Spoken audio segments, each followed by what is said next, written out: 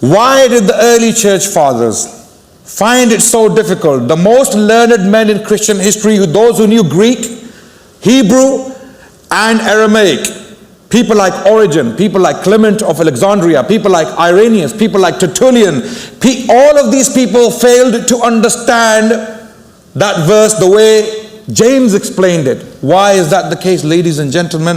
This is the question I ask. Why would you form a doctrine in the 4th century and then later on defend it and condemn every single early church father who didn't believe in it? Why would you do that?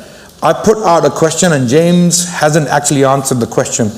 I again state almost 99% of the early, to be safe, maybe he might pull out one of those guys from somewhere.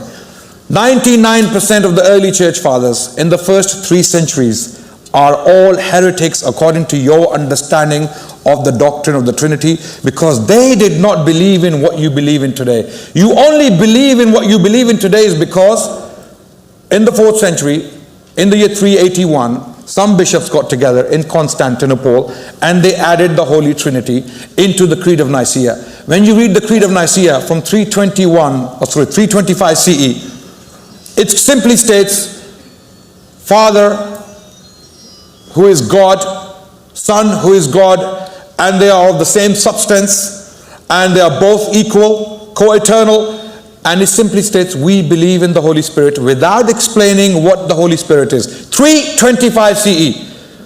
The Holy Spirit suddenly becomes God in the year 381 CE. Why did the church take so long, or the Catholic Church in particular? Or why did the Trinitarians take so long to reach that conclusion? What was stopping them? Why did they not understand the passages James will quote and continue to quote in due course, the way he understands them? These are very pressing questions, ladies and gentlemen. You have adopted a doctrine without actually knowing the background. I'm not saying all of you are like that. Of course, there are people who study, who are well aware of the church history and the history of the doctrine.